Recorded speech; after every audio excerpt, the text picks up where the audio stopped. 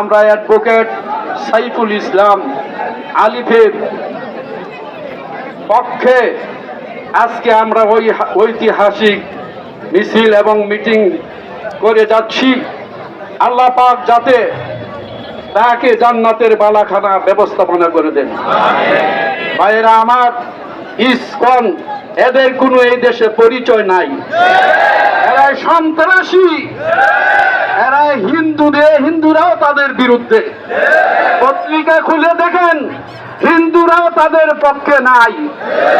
এই জন্য আমি আমাদের মাননীয় জেলা প্রশাসককে বলতে চাই, অনতি বিলম্বে এদের আস্তানা আজিপুর ব্রিজের পূর্বে পাশে আমাদের খতিব সাহেব বলছে, আমিও বলতেছি 24 ঘন্টার মধ্যে ভেঙে দিতে হবে।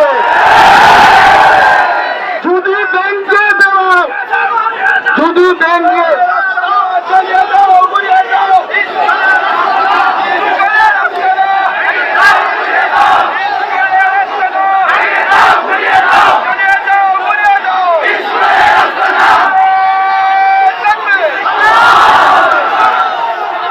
ওলামায়ে কেরাম জানতে চায়, তৌহিদি জনতা জানতে চায়, তাদেরকে আজিপুরে নদীর উপরে কে আস্তানা করার অনুমতি দিয়েছে আমরা জানতে চাই। আমাদেরকে জানাইতে হবে। যদি এই আস্তানা না ভাঙেন 24 ঘন্টার পরে কি হবে আমরা বলতে পারবো না। এই জন্য অনতি বিলম্বে এই 24 ঘন্টার মধ্যে ভেঙে চুরমার করে দিতে হবে। এবং এই দেশে ইসকন থাকতে পারবে না, তাদের কোনো মিছিল এই দেশে করতে পারবে না, তাদের কোনো মিটিং করতে পারবে না। এই জন্য আমরা বলতে চাই, যেহেতু এরা সন্ত্রাসী, এদের কোনো পরিচয় নাই, এরা না হিন্দু না অন্য কোনো ধর্ম, এই জন্য এরা সন্ত্রাসী, বাংলাদেশের কোথাও এদের স্থান হবে না। এবং সাংবাদিক ভাইদেরকে জানায় দিতে চাই, আজকের এই মিটিং, বিক্ষোভ মিছিল এবং মিটিং এর আপনি সারা দেশে ছড়ায় দেন যে নরসিংদীতে ঘোষণা হয়েছে ইসকন থাকতে পারবে না নরসিংদী জেলাতে, সারা বাংলাদেশও থাকতে পারবে না। এদের এত আস্পর্ধা কোথা থেকে আসলো? কে এদেরকে দিছে? এদের যদি বিচার আপনারা না করেন, আমি মাননীয় প্রধান উপদেষ্টাকে বলতে চাই, অন্য উপদেষ্টাদেরকে বলতে চাই, অনতি বিলম্বে আপনারা ইসকনদের ব্যবস্থা নেন, এই দেশ থেকে তাদেরকে বিতাড়িত করার।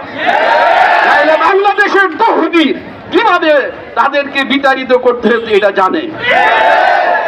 এই জন্য আপনাদেরকে অনুরোধ করি, এবং মাননীয় জেলা প্রশাসক, আপনি এই জেলার দায়িত্বে আছেন, আপনি তাদেরকে এখান থেকে উৎখাতের ব্যবস্থা করেন।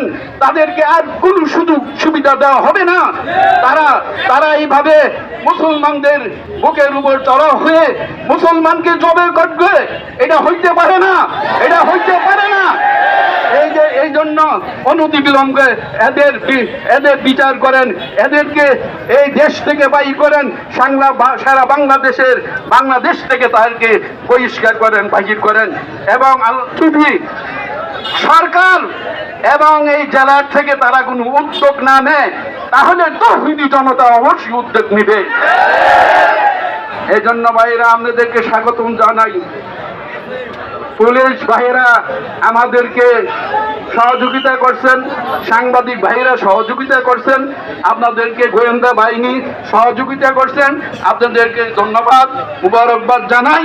আজকে আমাদের শান্তিপ্রিয় মিছিল আজকের মতো এখানেই সমাপ্তি। আমরা শান্তিভাবে আমাদের ঘরে আমরা ফিরে যাব এবং দোয়ার মাধ্যমে শেষ হবে।